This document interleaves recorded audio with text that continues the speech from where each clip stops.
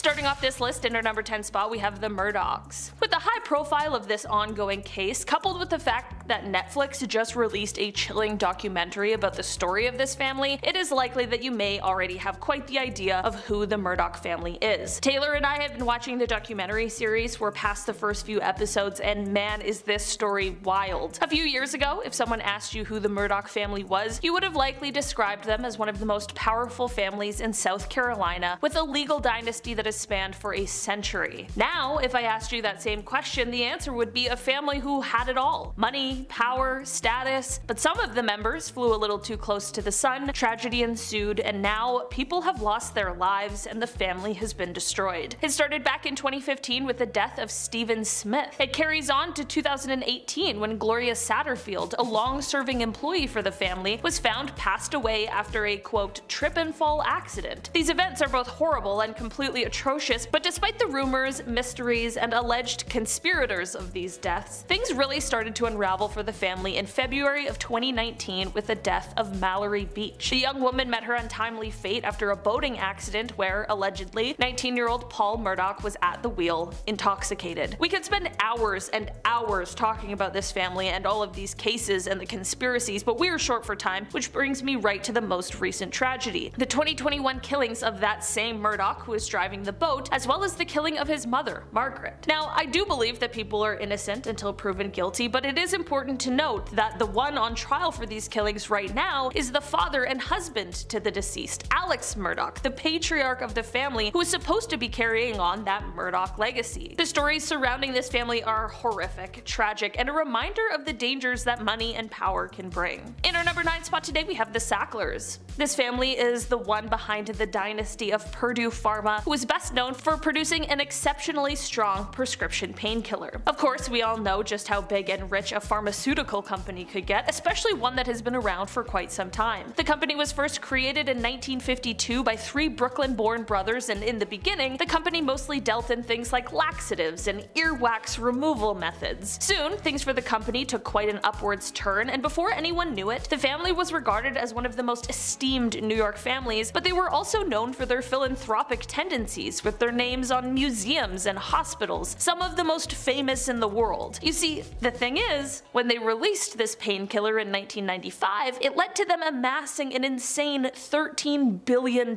fortune. That is obviously incredible, but the trouble came when it was realized that this painkiller wasn't nearly as potent as it was marketed to be, and frequent users would be building up a tolerance to it, meaning they needed to use higher and higher dosages. Viewer, welcome to the opioid crisis. Basically, this all spiraled out of control and led to many lawsuits coming against Purdue Pharma. Not only by individuals, but by January 2019, 36 states were suing the company for what the painkiller had done to their citizens. After 2 years of deliberations, the Sacklers finally reached a deal with plaintiffs in bankruptcy court in September of 2021. As part of their Chapter 11 proposal, they agreed to pay $4.5 billion and give up all ownership of the company in exchange for complete immunity and all future opioid liability. Despite this fall from grace, the Sacklers were able to move an alleged $1.36 billion into offshore accounts, so despite their bankruptcy filing and the large sum of money handed over, they will continue to retain quite a large amount of their personal wealth. In our number 8 spot today, we have the Bakers. Jim and Tammy Faye Baker were once the most famous televangelists in America, and they certainly were living in quite a lap of luxury. They had beautiful homes, expensive cars, and a ton of money, but that quickly came crashing down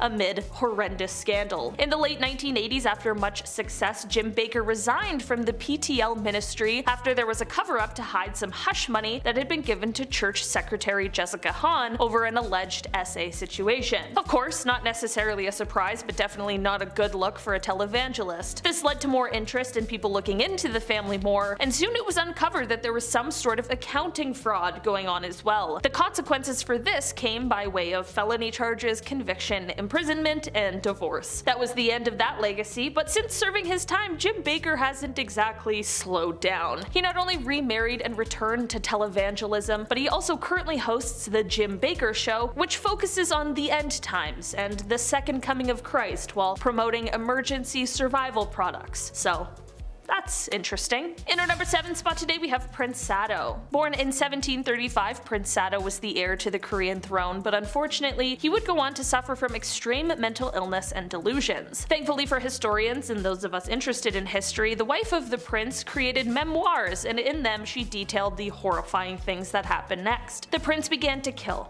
He began to hurt and torment people. He basically turned their home into a house of horrors. The prince also endured some pretty horrific treatment from his own father, which of course is not an excuse for the things he did, but it definitely did not help the scenario. Eventually, the family had enough and realized that his behavior would go on to ruin the name of their family forever, so something needed to be done. At the time, tradition stated that if the prince were to be executed, his wife and child would also need to be, but everyone thought that maybe that was a bit too far. Why should they have to pay for his crimes? This led to the king coming up with quite the bizarre workaround for this. On a hot day in July, the king forced the prince to step into a rice chest, which was then locked behind him. This acted as a way to make it seem like he had caused his own death, which is said to have occurred just a few days later. In our number 6 spot today we have Don Carlos. This little troublemaker never made it to the title of king, but he sure was a little too close for comfort when you hear about the kinds of things he was doing. Carlos was the Prince of Asturias in the mid-1500s, as he was the eldest son of King Philip II of Spain. It is said that Carlos may have had some troubles right from birth, which many believe could be due to inbreeding that was common in the family at the time. Descriptions of his behaviors, though, are far worse than what anyone could have expected. It is said that Carlos did horrible things like hurting or taking the lives of animals for fun. Nowadays we call that a huge warning sign for potential killers. Back then it was like, I don't know. Was anybody even watching you, really? It is even said that at one point he purposefully blinded all of the horses in the royal stable. Soon, of course, his cruelties would extend to humans, with people claiming that one time he chose to harm a servant girl for no reason other than because he could. Major King Joffrey vibes in that one. And apparently one time he made a shoemaker eat a pair of shoes that he had made that the prince didn't like. He was just a little twerp. Carlos was set up by his family to marry the eldest daughter of King Henry II, but after a few hours with the man, she decided that there was absolutely no way in hell. Like, he was so bad that she would rather marry his dad. Which she did in 1560. In the end, Carlos was found to be plotting to take out his own father, which landed him in prison in solitary confinement, where he passed away 6 months later. Number 5. Bad comrade. Stosif Jalin was the leader of the Soviet Union for probably too long. A man who worked his way up the political chain until General Secretary meant leader, which, if you look it up, it's kinda crazy. That itself is a crazy story. He's responsible for a great loss of life. It is estimated in the range of 40 million people. Ooh, yikes. Most spooky evil dudes usually go after an enemy, to someone they consider to not be part of them. He did do this, but a lot of his own people sadly met their ends from the Red Menace too. Organized and deliberate purges of people and famines to starve people. It's safe to say he is and was and always will be one of the worst humans to ever walk the face of the earth. To put it in perspective, Jalin's son was a soldier in World War II, and after being captured by German forces, the Germans thought they had one on the boss. Heck, this was a get out of jail free card, right? Well, when a prisoner trade was proposed by the Germans, Jalin laughed at only how an evil communist could, and denied the trade. His son would later perish in a POW camp shortly after. What a monster. You think you trade with me? Keep him, I don't want. Number 4. Fine white powder. Oh, to be in Miami in the mid-1980s. If I had one wish, it would be to spend a summer night in the neon-soaked beaches of Miami under strict laws enforced by a president who didn't know what was going on right underneath his nose. If you were around back then you probably got to experience something like that. Or at least in my fever dreams. I hope so. But as much as I'd like to be Tony Montana with all that sugar on his desk, I know it's bad for my health. Speaking of bad for your health, Pablo Escobar. I know, that's where I went with that. Probably the most ruthless criminal ever to live on planet Earth. Pablo was a poor man born in a poor country, but ended up being one of, if not the richest man on planet Earth. His lucrative distribution of adult sugar in the 80s made him very wealthy. It also made him very dangerous, as he was willing to do whatever to get his way. Extortion, bribing, bombing, just about anything you can think of. Oh yeah, he was one bad dude. He had so much money that he had to bury it all over Colombia. Every once in a while some of his buried treasure pops up, and as much as I want a quick million in US cash, I'll just put it back where it came from. Oh Dios mío, lo siento Pablo. Number 3. Al Capone. Another ruthless criminal, and honestly, Capone walked so gangsters like Pablo could run. Part of the ruthless Italian mafia that was the outfit, Capone worked his way through the ranks during 1920s Prohibition America, earning millions in his time where really just $100 could stretch a long way. Capone is noted for his violent behavior throughout his life and the many accidents he caused directly or indirectly. Prohibition and the Depression were hard times for a lot of folks in America. However, the media and the people of Chicago at first always wanted to see what the lavish gangster was up to, as his criminal life became somewhat publicized. Most likely due to his wealth. The dude was rich. He eventually would get arrested and sent to Alcatraz, which was probably the worst prison in America, or the best Call of Duty Zombies map, depending on how you look at things. I look at things through a Call of Duty way, so Number 2, Gavrilo Princip. That might not be a name that you're familiar with, but it was the man who unalived Franz Ferdinand, which started World War I, which caused World War II, which caused the Cold War, which caused the collapse of Soviet Russia, and it's why you live in a post-war globalist world with markets developing rapidly in the cyber world. Except maybe the whole thing in Ukraine, watch out for that. Kinda crazy to think how all that could come from one wrong turn and a guy seizing an opportunity. But this also means he's kind of responsible, in a way, for all the bad stuff that happened in those times as well. So maybe don't seize the day, I'm not sure. Just don't be ruthless criminals, guys. Watch our videos instead. Although I could blame him for failing my math test in high school. Yeah, we'll go with that. Number 1, Mao Zedong. I'd like to come out here and tell you all about the chairman of China, but that simply is just too hot for TV, and if it's too hot for TV, it's too hot for YouTube. Basically, he was the dictator of communist China and is responsible for many lives lost. It's estimated to be somewhere in the range of 60 to 80 million people. Whoa! Dude was down bad, the definition of down bad, and although many were told to adore him, there's still a great many people who remember the terrible things he's done. From Beijing to Hong Kong, there's not a person around who doesn't know who he is. If being a no-good, rotten person was an Olympic sport, he would have gold medals coming out of his ears. We're gonna start with a classic, the Death House Landlady. Social workers in the 1970s looked up upon Dorothea Puente and her boarding house with admiration. Puente had a reputation for taking in people considered tough cases, recovering alcoholics, addicts, the mentally ill, the elderly. And she was so sweet looking too. Aw, look at the little cardigans, cute cottage house. Well, psych, you guys. Puente spent her youth being a huge piece of human garbage, abandoning any children she had, getting out of jail, others, so naturally she opens a boarding home, which she loses spectacularly fast after getting caught signing her own name on her tenants' benefit checks. In the 1980s, she worked as a personal caretaker who drugged her clients and stole their valuables very Cardi B style, so she got sent to prison. Then she said round 2 and opened another boarding house. This would be the Death House. For years, the disappearances went unnoticed, even by their probation officers. Puente's cute old lady gimmick and some wicked scone recipes was her meal ticket to getting away, but eventually, like all killers, the wrong person goes missing eventually. While a tenant at first backed up Puente's usual lie that the person had left on vacation, he slips a note to the police before they left saying it was untrue. So they asked permission to do a little landscaping, dig up the yard. Puente's all like, yeah, of course, why not? Here, even take this extra shovel, get to digging. Then she asked if she would be okay to go buy a coffee. They said yes, because she's an 1,000-year-old lady. What could she possibly do? She dipped, they find 7 bodies, and Puente finds herself a sunny vacation in Los Angeles on the lam for 5 days when police catch her before she can Mary Poppins herself away again. She received multiple life sentences. I love a sustainable gift, but this? Thrifting and gifting done wrong. It's 1861 and Mary Pichon is looking for work that doesn't require her having womanly assets.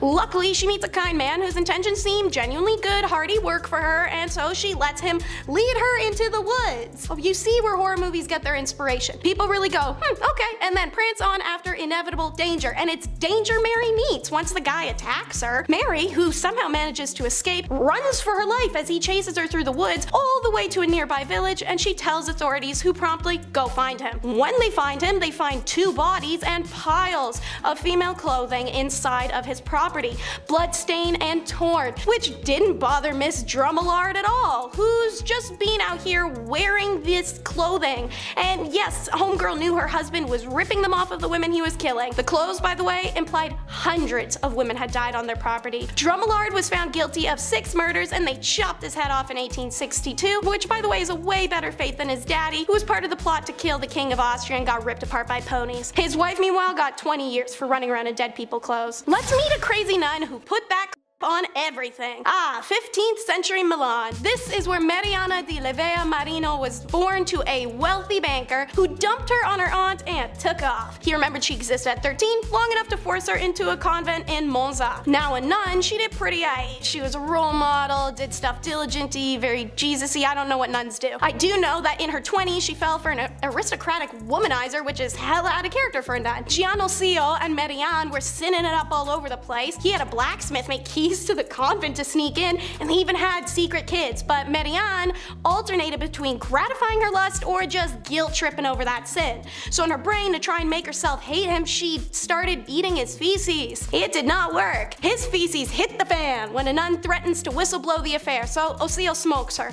Then, to cover their tracks, since rumors started about a missing nun, they decide to kill more people. Osseo kills the blacksmith while Marianne deals with an apothecary that supplied her some anti-baby herbs once. Yeah, it didn't work. Governor of Milan sits everyone down in a torture chamber and says, let's talk this out. Osseo manages to sneak away and he's sentenced to execution absentia. Marianne, meanwhile, gets bricked up in solitary confinement for 15 years until she's a hollow empty shell and they let her out to live out in a convent. The end. Fairy tale romance. She's known by many names, but I will introduce her as the Bloody B word. And the most prolific serial killer of the Western world, Elizabeth Bathory was niece to Stephen Bathory, head of the eminent Hungarian family and Prince of Transylvania, who later even became the King of Poland in 1575. She was married to Count Nastasy and they lived at Karachin Castle in the Carpathian Mountains, now Slovakia, in the 1600s. Okay, what else?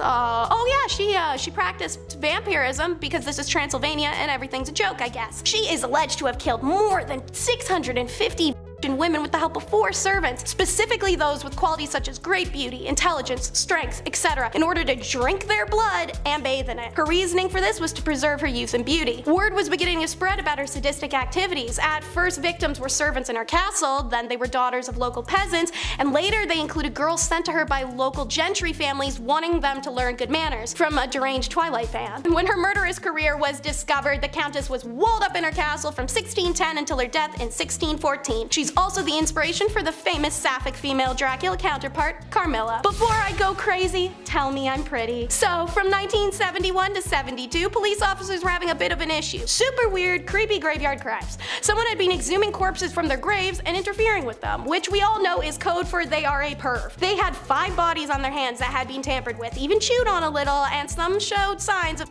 adult activities having transpired. Then on the flip side, May 6, 1972, a young couple is found killed in their car. That crime's different. Why connect them? The female body showed evidence that the killer had been trying to drink her blood like a big gulp and had done more gross stuff. Later, the same thing happens to a lone woman with the same posthumous rituals. Then, a mortuary worker is just trying to do his literal job and walks in on someone locking lips with a cold cadaver, who proceeds to freak out on being caught. Not great, since he had a weapon. Mortuary worker survives his wound and eventually identifies Kuno Hoffman as his attacker. Hoffman confesses to everything, no hesitation, the graveyard creeping and the killings. His motivations had to be explained through a translator. Kuno had undergone extreme treatment as a child and was now mute and deaf. After a previous prison sentence, he turned to the occult for solace. Studied from Satan books and got in his head if he did some weird stuff to corpses, he could become handsome and popular finally, that people would like him. Kuno Hoffman was confined to an asylum for life, and while his backstory is not an excuse for his actions, it is an explanation. So a reminder that sometimes treating others with kindness can make all the difference in the world. More family drama. Number 5 is Sun Hao. His grandfather was the founder of the Three Kingdoms period. As the 4th and last emperor of Eastern Wu, he reigned from 264 to 280, and it's his rampant stupidity and atrocious behavior that destructed Eastern Wu and ended his grandfather's Three Kingdoms period. Before his death in captivity at the hands of Emperor Wu of Jin, Sun is remembered for his incapability of handling state affairs, let alone to lead. He was was extravagant, cruel, and vindictive in his suspicions. Like many other emperors, he wasn't bad at first. He took measures to reduce tax, release concubines from holders, and regulate spoiled royals and aristocracy. Unfortunately, it doesn't last, and this emperor becomes a drunkard, hussy tyrant, killing faithful advisors, concubines, or really anyone that upset him. He didn't really care for the emperor role anymore and shifted his focus to intercourse and torture. Some of his wildest actions were to order the major officials' daughters not to marry anyone before he decided if they were beautiful enough to belong to him as a concubine. He'd have people thrown into rivers or faces and eyes peeled away when he was mad. He forced people to join him in his alcoholism. Officials who didn't drink at feasts were penalized or even beheaded. He once did exactly that with a red-hot sod to an official who had punished one of the emperor's concubines because he caught her stealing. Number 4 is Togan Temur, aka Emperor Shun. He ruled from 1333 to 1367, and he was the 11th and last emperor of the Yuan dynasty. He earned the throne in 1333 at the age of 13, which does kind of explain the young emperor's proclivities. Emperor Shun was obsessed with sexuality of any kind. He actually went out of his way to study intercourse and the skills he could learn for it. He had a grand stage built for nude dancing performances day and night. Outside of his intercourse obsession, Togan advocated national discrimination and oppression towards the Han people, even ordering the execution of people with surnames such as Zhang, Wang, Liu, Li, and Zhao. Naturally, political struggles in the court were abundant. The corrupted imperial envoys he dispatched looted from local officials, who in turn imposed heavy taxes on the people. By 1340s, this nightmare expanded to include droughts, high inflations, and famines. There were oppressions on dam workers of the Yellow River, and it caused peasant uprisings. In 1367, the emperor saw troops capture the capital city Dai, which today is Beijing, and he fled to Yingchang, where he died from diarrhea in 1370. He cut the limbs of this family tree. Emperor Tenmu is number 3. It starts with Emperor Tenji's death. Beloved by all in Japan, it surprised many when his brother refused to succeed him when he died in 672. Tenji's son, now Emperor Koban, became the successor, and while it feels like a smooth power transition, it's all part of a ruse that would be remembered as a succession crisis, the Jinshin disturbance. Tenji's brother Oama moved the imperial capital to a shrine in Yoshino. He claimed that he was going to be living as a monk, but he actually plotted a rebellion against his nephew. He allied himself with provincial leaders who had resented Tenji for centralizing the government control, and they launched an attack on Emperor Koban. The fight was short-lived. Uncle Oama obliterated the imperial army and the capital. Koban, young and terrified, makes the decision to take his life rather than be defeated. And so his uncle becomes Emperor Tenmu. He then punked his original allies in the siege by centralizing the government's control even more onto himself and his empire. Love can make you crazy. Number 2 is Zhou Yuang. Little is actually known about him except the scandalous love story I'll be telling momentarily. He was the 12th ruler of the Western Zhou dynasty and reigned from 781 to 771 BC. In 779 BC, a consort named Baosi arrived to the palace, and Zhou was completely head over heels in love with the woman. He immediately replaced his empress with her and bestowed her every treasure she could ever desire. What seemingly made her so intoxicating was her melancholic nature. She was passive, monotoned, and intelligent. She would never laugh or smile. No matter what he did or offered, she just never cracked. He even set a prize of 2,000 gold pounds to anyone that could, but no one could make her laugh. A minister teased that maybe the emperor should light the fire towers warning beacons that signaled to the entirety of China that invaders were coming. A proverbial pull the fire alarm. Well, that's exactly what he did. The entirety of the empire is panicking, believing barbarians are coming to kill them all. At the sight of the armies frantically rushing to the aid of the capital, the moody Baosi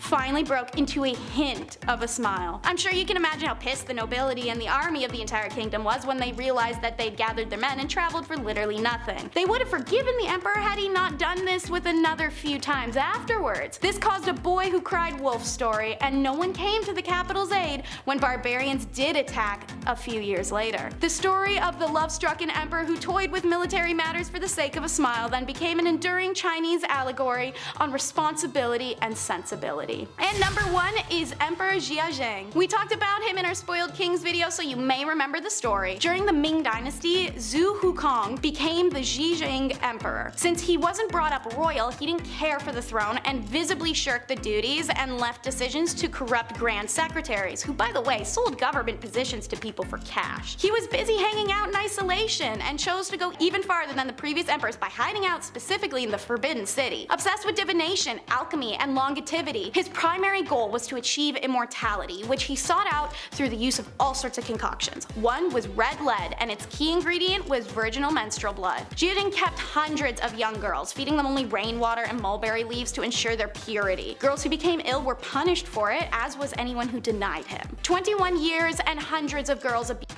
and killed. 16 fed-up concubines planned an assassination. His favorite concubine laid the trap, and as he was falling asleep beside her in bed, the other 15 girls burst in, held him down, and tied a ribbon around his neck. But the slip knot stuck, and it gave one concubine enough time to lose her nerve and run to snitch to the Empress. Empress Fang has soldiers round up the girls, and while the Emperor is still unconscious, has them all executed in a 3-day process of slow slicing torture. In addition to the girls being killed, Empress Fang ordered 10 of their family members beheaded and 20 other family members enslaved. This whole scandal became known as the Palace Plot of Rui Yin Year, or the Palace Women's Uprising. In 1567, after 45 years on the throne, the Zhejiang Emperor dies at 59 years old of mercury poisoning from one of his elixirs. Starting off this list at our number 10 spot, we have Ivan IV, more commonly known as Ivan the Terrible. He was the son of Vasily III, who was the Rurikid ruler of the Grand Duchy of Moscow. After his father's death, however, at just 3 years old, Ivan was named the Grand Prince, and by the time he was 16, he was declared as the Tsar or Emperor of Russia, officially establishing the Tsardom of Russia. Ivan and his reign are certainly known for the transformation of Russia from a medieval state to an empire, but not without a huge cost to the people of Russia, as well as a hit to the long-term economy. Ivan has been described as being intelligent and devout, but also prone to paranoia, rage, and episodic outbreaks of mental instability that only increased the older he got.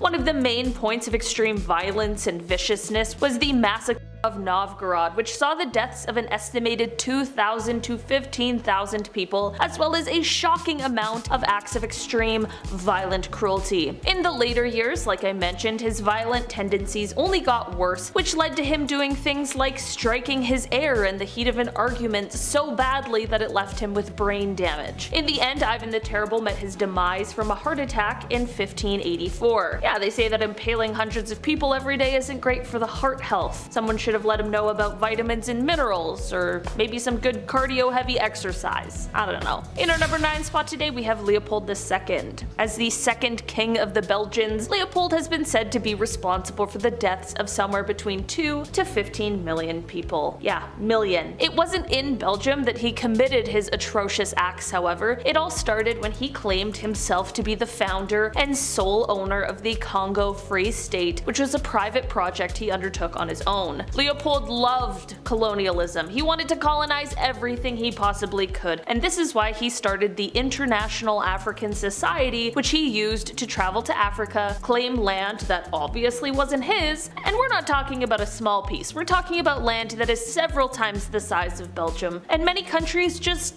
let him do this and allowed him to freely rule this land. This is definitely already bad enough, but of course things only got worse. Leopold had his own private militia that he used to force the indigenous population into hard labor. While Leopold was doing this, of course, for economic reasons, he also was just doing this because he was a messed up guy. He was terrible. He made those who lived here harvest and process rubber, and the punishments for those who didn't harvest enough for him were extremely severe. Not to mention, it is also said that sometimes he would just inflict harm because he could. Eventually, a stop needed to be put to his wrongdoings, but of course he was going to do everything he could to hide some of the horrors he did. The entire archive of the Congo Free State was burned, and he told his aide that even though the Congo had been taken from him, quote, "they have no right to know what I did there." The Congo was taken from him, but remained under the rule of Belgium in 1908 until the Congo was given independence in 1960. As for Leopold, well, he remained the ruler of Belgium until his death in 1909, but the secret was out now, and no one liked him. In fact, his funeral procession was booed by the crowd because everyone was angry at him for the things that he had done. In our number 8 spot today, we have Qin Shi Huang. While this leader is often credited with creating the first unified Chinese empire, the Qin dynasty, these accomplishments didn't come cheap. When he came to power in 221 BCE, he strictly followed 7 principles,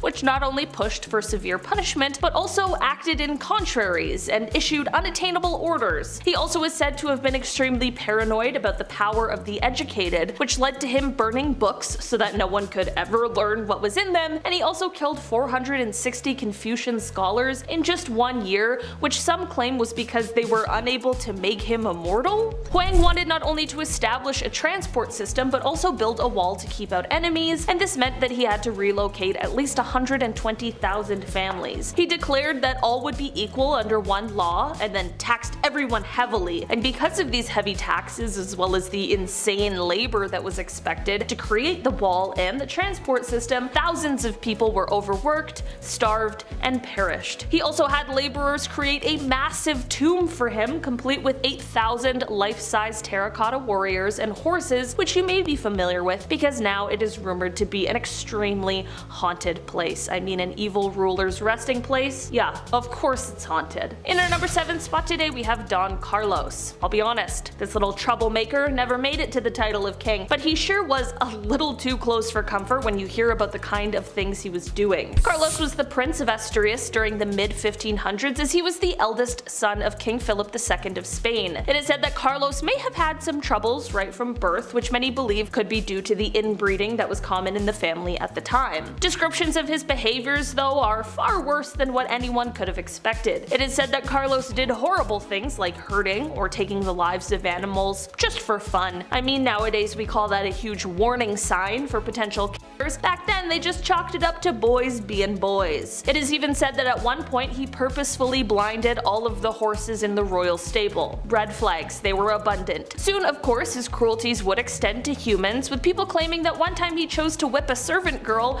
for no reason other than because he could. And apparently one time he made a shoemaker eat a pair of shoes that he had made the prince that he didn't like. He was just a little twerp. Carlos was set up by his family to marry the eldest daughter of King Henry II, but after a few hours with the man, she decided there's no way in hell. Like, he was so bad, she would rather marry his dad, which she did in 1560. In the end, Carlos was found to be plotting to take out his own father, which landed him in prison in solitary confinement, where he passed away 6 months later. In our number 6 spot today we have King Charles VI. King Charles VI started off his reign by being very well loved and respected, but as time went on over his 4 decades of ruling, he ended up being known as Charles the Mad. His erratic behavior had him hacking up knights, imagining that he was St. George, and he would also have bouts of amnesia where he would be able to recognize some people but not his wife and children. This is all very strange and of course quite sad, as he was obviously exhibiting signs of extreme mental illness, but one of the strangest symptoms was him believing that he was made of glass. He was terribly frightened of falling or being jostled too hard, and he would actually insert iron rods into his clothing to try and keep himself from shattering. But then he would also apparently run wild at top speeds throughout the halls of the castle or the streets, which would obviously mean that he was totally abandoning his fear of fragility. It apparently got so bad that he had to be held inside with the entrances bricked up. Sadly, he continued on this path until he passed away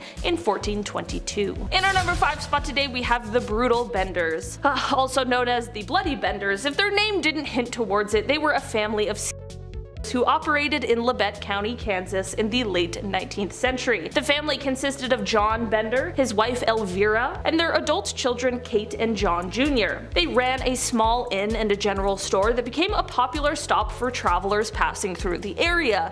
However, the family was also known to rob and/or kill their guests. Just a minor inconvenience if you want to stop in at the inn. They would lure travelers into their home, act friendly, and then completely switch on them. The family's crimes were eventually discovered in 1873, but they fled the area before they could be brought to justice. Lovely. What year was this again? I don't think they're alive anymore, thank God. Well, who knows? In our number 4 spot today we have Fred and Rose West. We've heard of Bonnie and Clyde, but what about Fred and Rose West? Ugh. The two were a married couple who committed a series of brutal and killings in England during the 1970s and 80s. Their victims were usually women, and they buried their bodies in and around their home. The couple was thankfully arrested in 1994 after police discovered the remains of several victims. While awaiting trial, Fred took his own life in prison. Rose was found guilty of killing 10 people and was sentenced to life in prison without the possibility of parole. Definitely one of the worst when it comes to British criminal history. In our number 3 spot today, we have the Kray twins, Ronnie and Reginald Kray. Where do I even begin here? On paper, these twins were lavish, they had very bubbly personalities, and were often associated with celebrities and politicians. Deep down, these British gangsters were much, much more. The Kray twins operated in London's East End during the 1950s and 1960s. They were involved in organized crime like protection rackets, arson, and they took a handful of lives. They were eventually arrested and sentenced to life in 1969 for killing Jack McVitie and George Cornell. The Kray's legacy has been depicted in many films, books, and documentaries, and they remain among the most notorious figures in British criminal history. In our number 2 spot today, we have King Rudolph II. We'll do a little palate cleanser before we finish off out with big bad number 1. King Rudolph II, the Holy Roman Emperor in 1552. He was known as a collector of sorts. Some royals collect stamps,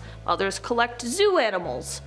Okay. His home was dangerous, to say the least. His castle was home to lions, tigers, and orangutans, so good luck getting 8 hours of sleep. Not gonna happen. He also liked to collect human artifacts. That one's a little bit more jarring than the zoo animals, right? I mean literally, King Rudolph II had random bones and body parts in jars, all in the name of science. Watch out for the animal droppings and the jars of teeth. Welcome home. King Rudolph II is of course quite important in history as he supported the scientific revolution quite a bit, hence the jars, you know? He also poured tons of money into astrology. He's into the cosmos and the kidneys. What a guy, alright? He's got a lot of interests. In our number 1 spot today, we have Paul Bernardo and Carla Homolka. We'll end on our least favorite Canadian couple, Paul Bernardo and Carla Homolka. They committed a series of brutal assaults and killings in the late 1980s and early 1990s. Their victims included Homolka's sister, as well as several other young women. Absolutely disgusting. Bernardo was known for his inhumane acts in Scarborough. He even had a nasty nickname for them before his true, even more disgusting identity was revealed. The couple has since been dubbed the Ken and Barbie killers due to their wonder-bread appearance. Homolka had made a plea with prosecutors testifying against Bernardo in exchange for a reduced sentence. Meanwhile, Bernardo was eventually convicted of several charges and was sentenced to life imprisonment without the possibility of parole. Hashtag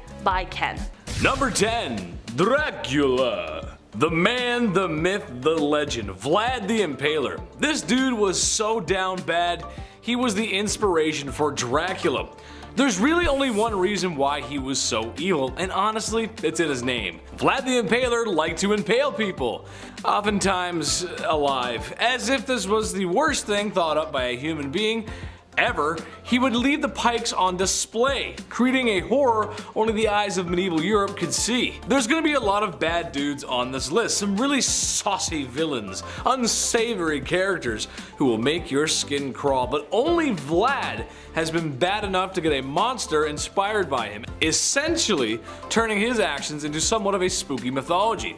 Dude gives off some serious goth energy. There's a few portraits of him, but if you look at it, he's got this stare in his eyes, like he wants to impale me or something. Vlad be nimble, Vlad be quick, just wait till you see his sharpened sticks. Number 9. The guy everyone knows. Look, YouTube won't let me say his name, but do we really have to? I mean, it's Mustache Man. Infamous for his bad art and lame book, he was the fascist leader of Germany. The very same leader who forced the world into World War II. Remember that one? Yeah, he's the very same monster who organized the destruction of Jewish peoples in Europe, and if he had his way, probably the whole world. I wouldn't be surprised if you showed a picture of him to anyone on Earth, any country, rich or poor, and they will most likely know who that was. That's the kind of evil that will get you talked about in classes all over the world, and likely for a long time. Eventually, he got what was coming to him, and the world had peace and prosperity, and there was never ever another bad stinky war ever again. Why is he not number 1, you might be asking? Well, that's just because his numbers don't compare to others, which is a very troubling statistic. I'll get to that later. Number 8. Busy man. Most people on this list are not going to need any introduction. Genghis Khan is no exception to that. The Mongol warrior king saw his nomadic empire stretch thousands of miles, being one of history's largest empires. If you've been paying attention in history class, and you should have been, don't skip class or Big Ched will put you in the naughty corner. Bad. Yes, that's right, I just referred to myself in the third person. Speaking of third person, that's how many people Genghis unalived in his bloody conquests. Oh, did I say 3? I actually meant a lot. Did I say a lot?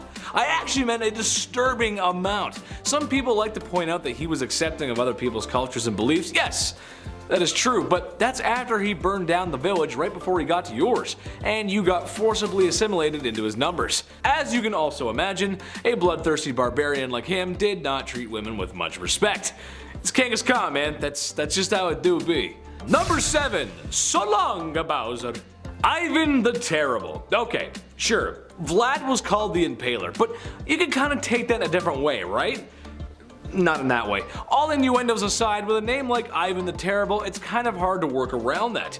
Even as a child, Ivan was showing traits of an evil dictator, or supervillain really, as it's said that he would throw animals off of tall roofs in the same way that Mario throws Bowser off of platforms. Becoming the first Tsar of Russia and probably its worst, he's responsible for many horrors and crimes, but the most infamous being his responsibility for his own son's demise. After a heated argument regarding his unborn grandson, and in a binding fit of rage, Ivan claimed his son's life.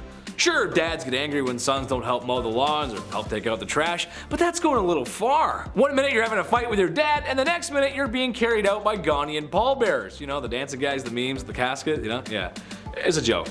Number 6, the Mad Doctor. I love doctors. Shout out to the people working in the medical field right now. I appreciate you.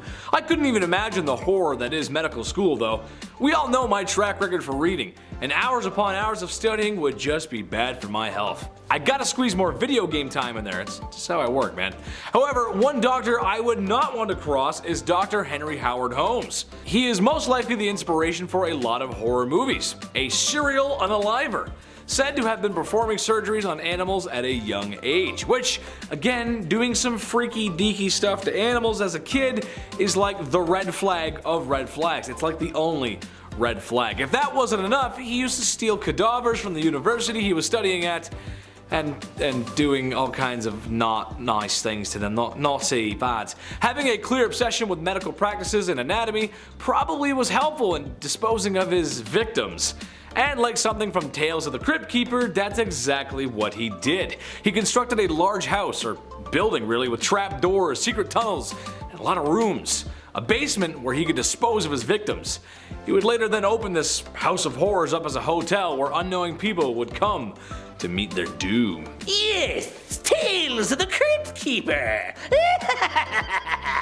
Come check in to the Hotel of Doom! In our number 5 spot today, we have Albert Fall. Albert Fall was the Secretary of the Interior to former President Warren G. Harding, and while in this position, he decided to secretly allow oil companies to tap into the Teapot Dome Oil Reserve in Wyoming and the Elk Hills Oil Reserve in California. Of course, the reason he did this is because he could make a ton of extra money doing this, like several $100,000. This all started to unravel though in 1922 when there was an expose that revealed that the oil had been sold without any sort of competitive bidding. After this expose, Robert La Follette, who was a senator from Wisconsin, created an investigation into the story by the Senate Committee on Public Lands. The Attorney General at the time, Harry Dougherty, began to get some flack for not investigating this alleged corruption, so Harry turned to the FBI director to help him out. The FBI director, William J. Burns, sent an agent to Robert, the senator from Wisconsin's office, to search for anything that could be used to blackmail him into stopping the investigation into the corruption. Despite this seemingly obvious threat, Robert knew that this meant that his investigation was going to reveal something serious, which motivated him to continue on with it. In the end, the shady dealings and all of the bribery was revealed and Albert Fall was officially exposed. This entire ordeal led to him being the first United States cabinet secretary to go to prison.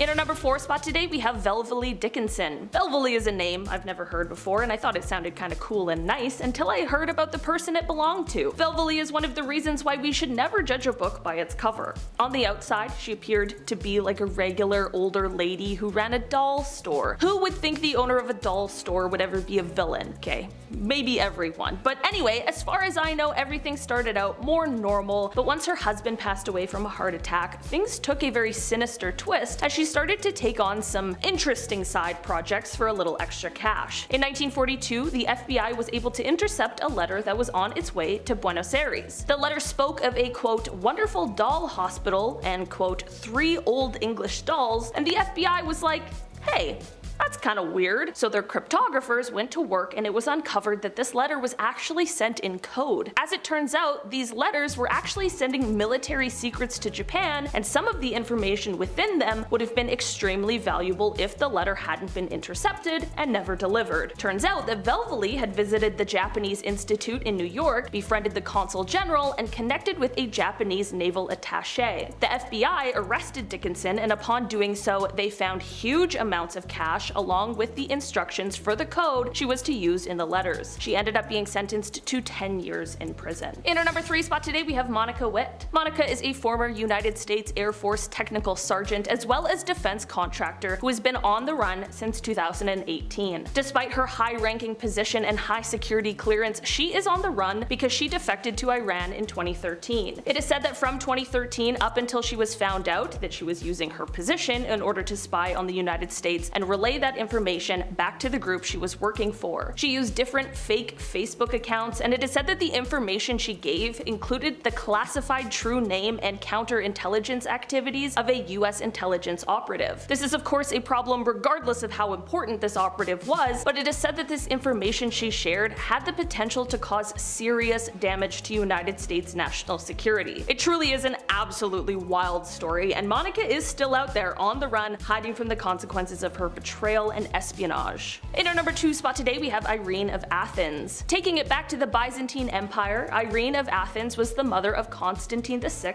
and while the pair co-ruled together for almost 2 decades, things ended in quite the tragedy. After the pair co-ruled, Irene did go on to rule on her own from 797 to 802 CE, but you might be wondering how she managed to outrule her son. Well, Irene, the ambitious ruler, wanted full control all to herself, so she asked for the help of some political allies to pull off a scheme against her own son. She began to lead a conspiracy against him to try and get him out of power. The duo did end up reconciling their relationship, but this is not where the story ends. In 786, the public began to turn their backs on Constantine because he had decided to divorce his wife and instead marry his mistress. Irene saw this as a second chance and once again chose to conspire against her own son. Honestly, fool me once, shame on me. Fool me twice, this lady did not care. Here's where things in the story get exceptionally gory though. Irene not only ordered the arrest of her son, but also ordered that his eyes be gouged out. Yep, that's how good old Mumsy came into power. Finally, in our number 1 spot today, we have Boy Jones. Okay, I've heard of people being called Boy Jones before, but little did I know Boy Jones was a very real and very creepy person. His full name was Edward Jones, and this little rascal basically stalked the Queen from 1838 to 1841. He managed to break into Buckingham Palace, and we aren't just talking about once, we are talking about many times. He knew exactly where to go and what to do, and once in the castle, well, he would hide under the Queen's sofa, he would sit on her throne, and worst of all, he would go through her clothing, like a little creep. He even went as far as to steal her clothes, which is just stupid, of course. Taking evidence of your crimes is bad practice. Thankfully, he did finally get caught, but man, a few years of sneaking in and sitting on the throne. That's crazy. Alright, so number 10 is Zhia. This emperor's rule is highly disputed, but it's speculated to have been from 1728 BC to 1675 BC. There's no conclusive archaeological evidence that confirms that this first dynasty in traditional Chinese history, Xia, even existed. This includes no written records about Xia during the Shang dynasty, which would have supposedly been the dynasty that replaced it. But that doesn't dissuade the belief it existed, and how its final emperor was a tyrant. He was reported to be emotionally and physically cruel, intolerant of criticism, and full of bloodlust. He was also quite the self-indulger, obsessed with intercourse, luxury, art, and entertainment. And by the way, entertainment ranged from his dancing concubines to literal torture of his subjects. Xia has an expansive list of crimes and abusive behavior. Sometimes he rode his advisors like horses, forcing them to crawl on hand and knee. He constructed a lake of wine and had it filled with nude swimmers, both female and male, for his favorite consort. He also enjoyed sentencing people to slow slicings or beheadings just for criticizing him. His outlandish behavior was his undoing. The kingdom of Shang alongside other kingdom sects came for Xi, and after many battles he and his empire was defeated in place of the Shang dynasty. Number 9 is Sui Yangdi. His reign from 604 AD to 618 AD, and he's remembered as the second emperor of a short-lived Sui dynasty. He appears in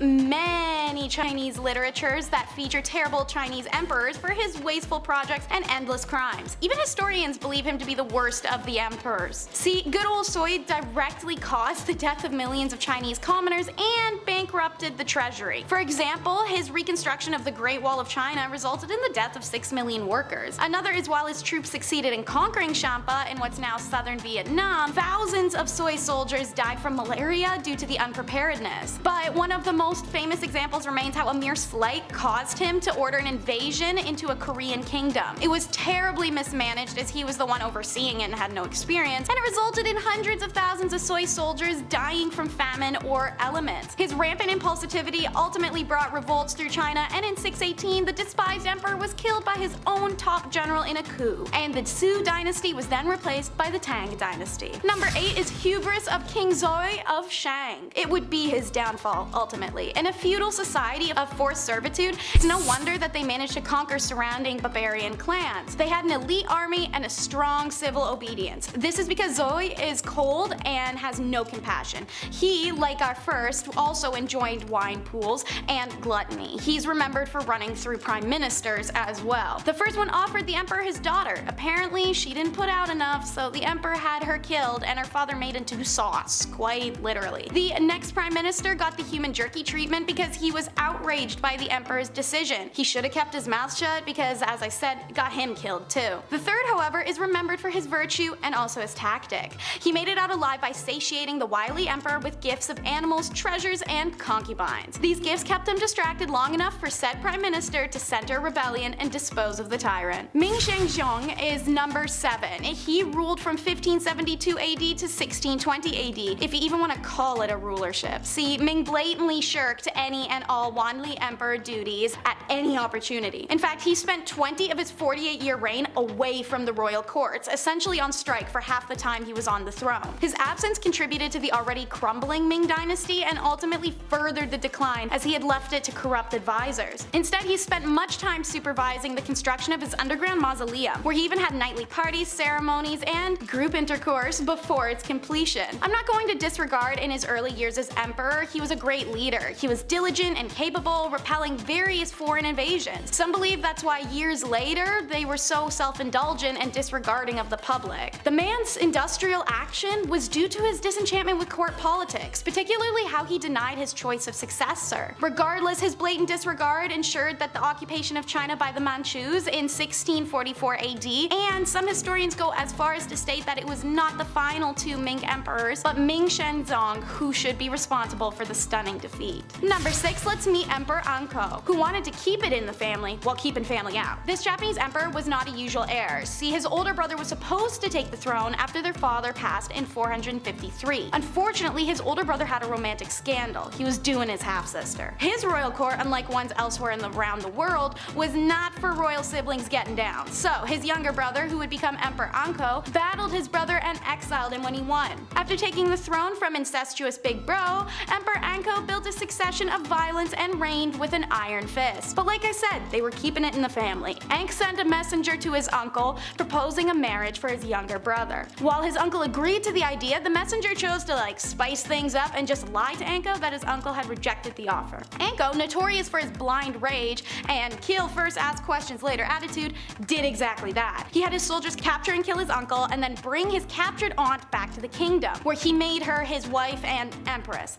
Now stepfather to his nephew, Anko was right to be nervous that the boy might want revenge. Ironically, whilst he was laying in his aunt, wife, empress's lap, the ran up with a sword and stabbed him to death. Next, Mary Ellen Pleasant, the most powerful black woman in the Golden Rush era. Historians indicate that Pleasant was most likely born a slave but got her freedom at an early age. She worked on the Underground Railroad as a young adult, ushering enslaved people out of the South and into the northern states. Like many others seeking their fortunes during the gold rush, Pleasant and her husband moved to San Francisco. Here, she works as a cook and waitress and a professional eavesdropper. I know we're all taught not to be nosy, but Mary Ellen learned from the conversations of wealthy patrons, intentionally listening in for valuable information. She took what she learned and began applying it as banking and monetary skills that launched her immediately upwards. She took what she learned to help build a substantial fortune and eventually became one of the richest women in the city. Pleasant was an astute investor whose portfolio included real estate, railroads, restaurants, boarding houses. Pleasant's wealth, however, could not shield her from racism. In 1866, a streetcar conductor in San Francisco refused to let her board because she was black. Outraged, Mary Ellen sued, and the case went all the way to the California Supreme Court. In a historic decision, the courts ruled that segregation on streetcars was illegal in California. However, in return, the Supreme Court reversed the damages Pleasant had been awarded in a lower court ruling. You win some, you lose some, and sometimes you get both. And now it's Donna Barcelo. Described as the supreme queen of refinement and fashion, Donna Barcelo was a prominent saloon owner and a professional gambler in Santa Fe in the 1830s and 1840s. Barcelo was recognized for her charm and sharp business skills, which helped her establish as an influential member of high society during the heyday of the Santa Fe Trail. In 1835, Barcelo opened a hotel and casino in the city center of Santa Fe. The establishment encompassed an entire city block and featured lavish decorations including chandeliers, drapes, mirrors, and imported furnishings. The casino became a destination for local socialites and trail travelers for its opulence. Barcelo oversaw the casino's operations and regaled patrons as one of the card dealers, widely known as the best dealer of the card game Monte across the entire Southwest. Seeking trade deals and investments that increased her wealth and social status, exercised economic and political sway, she made her fortune from real estate and gold ventures in addition to her casino. And when the American civilian government established itself in Santa Fe during the Mexican-American War in 1846, Barcelo allied herself with Americans and assisted them by providing information and at times money. Accounts and representation of Barcelo were often embellished by those who had labeled her the Queen of Sin. Barcelo continued to operate her casino through the 1840s and died in January of 1852. Upon her death, she left several residences, properties, and fortune to her family, including 2 adopted daughters, in addition to substantial contributions to the Catholic Church in the city of Santa Fe to be used for charitable endeavors. Next up is Sing Choi. She's also known by the name China Mary and was an unofficial leader of Tombstone's Chinese community in the 1880s who supplied labor and opened laundries, restaurants, gambling halls, dens, and a general store. The Old West will always be remembered as an era of cowboy, but during its peak years, Tombstone was actually controlled by a female immigrant. She arrived in Tombstone sometime around 1879, and at that time the Chinese population was 11 people, and she recognized the unprecedented profits waiting in the western boom towns. Mary's general store was in the center of Hoptown, a Chinese district of Tombstone. Mary's store dealt in both American and Chinese merchandise, and she gained a reputation as a universal accommodator. Everyone knew that nothing in Hoptown was done without China Mary's go-ahead, and so she was held in the highest of esteem throughout Tombstone society. She was an organized and shrewd business operator who had an attitude that discourse was bad for business. Her private police force handled any problem that arose within her community. Mary enjoyed the highest of respect. As a result, she could act as a sort of intermediary between her community and other ethnic groups. She was the conduit that made cooperation possible. She was not only a cunning businesswoman, but a sympathetic humanitarian and calculating capitalist. Mary was a genuine immigrant success story. Even as a woman in the Old West, she wielded real power. She died in December of 1906 from heart failure when she was 67. Flesh is in the name and it's her game. Susan LaFleche. This is the story of the first Native American to earn a medical degree. Born on an Omaha res in Nebraska as a young girl, she watched a sick indigenous woman wait all night for a white doctor who, after being called several times, just never came. The woman died the next day, and as Susan later wrote, she saw the need of my people for a good physician. Susan's father taught her her own culture and traditions and then sent her to the reservation's Presbyterian school where she learned English and then high school for further education to survive colonial society. She applies to the Women's Medical College of Pennsylvania. It's a bold move on her part because even during this time, the most privileged of white women of America faced enormous backlash when attempting a medical degree, let alone a poor native girl. Despite this, she graduated a year early and first in her class. class. Rejecting a potentially comfortable life on the East Coast, she returns to the Omaha reservation and became the sole doctor for more than 1,200 people across 400 plus miles, and she was only 24 years old. She marries, she has 2 kids, and she never stops. In fact, she keeps going till she has enough donations and supplies to open the first hospital on a reservation that was not funded by the government. Unlike the absent doctor that she remembered from her childhood, Susan helped anyone who needed it, regardless of race or ethnicity. On September 18th of 1915, Susan passes away. She worked hard to build a bridge between 2 worlds as her father advised, and it was evident at her funeral. 3 priests eulogized her, but it was a member of the Omaha tribe who delivered the final words in the Omaha language. And now for the last lady on the list, Cathy Williams, who also went in reverse as Williams Cathay from 1866 to 1868 with the famed Buffalo Soldiers who patrolled the 900-mile Santa Fe Trail. She was the first African-American female soldier to enlist in the Army. She's the only documented black woman to serve in the Army in the 19th century, and she's the only known black female soldier to be a part of the Buffalo Soldiers. Post-war job opportunities for newly freed slaves and for African Americans in general were non-existent, so many had no choice but to turn to the military service for employment stability, but also newfound access to healthcare, education, post-war benefits by way of pension. Her enlistment starts in November of 1866 in St. Louis, Missouri. A cursory examination by an Army surgeon should have outed Williams as a woman, but since the Army didn't require full medical exams at the time, she was minty. Eventually, her 3rd round with smallpox has a surgeon discover her secret in 1868. The post-surgeon found out I was a woman, and I got my discharge. The men all wanted to get rid of me after they found out I was a woman. Some of them acted real bad to me, Williams said. Once again, dressed as a man, Williams signed up to an emerging all-black regiment, the 38th U.S. Infantry, which would eventually become part of the legendary Buffalo Soldiers. These units dotted out the landscape of the American West and showed tremendous skill and valor in a range of duties. They fought in skirmishes with indigenous people, escorted vulnerable wagon trains, built forts, mapped the territory, protected white settlers, all with subpar equipment and a lot of racism towards them. In trying to make a life for herself, Williams could not have known her story had traveled. It landed with a St. Louis Reporter, and in January 2nd of 1876 edition of the St. Louis Times Daily, Williams officially became a headline when her story was published. Accounts say she died in 1893, shortly after being denied disability compensation required for her illness. Not for being undeserving of it, but simply because they couldn't grant it to her due to the fact she lied about being a man. Starting off this list, in our number 10 spot, we have Cleopatra and Ptolemy VIII.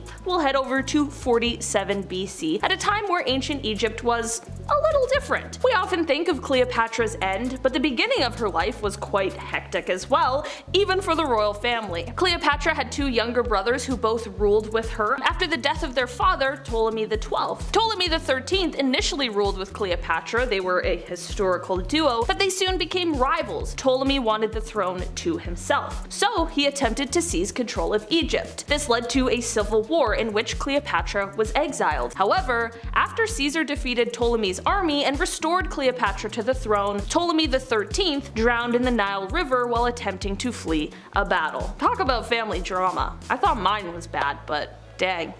In our number 9 spot today, we have King Henry VIII. Henry's marriages were significant in the history of England because they played a major role in the English Reformation and the establishment of the Church of England as a separate entity from the Catholic Church. Yeah, a few of those family scandals ought to do it. Catherine of Aragon, Henry's first wife, he quickly divorced after she failed to produce a male heir. Anne Boleyn, Henry's second wife, who he of course married immediately after his divorce from Catherine, a little sketchy, well, she was later accused of adultery and treason and lost her head. It wasn't good. Jane Seymour, Henry's third wife, gave him this long-awaited male heir, Edward VI.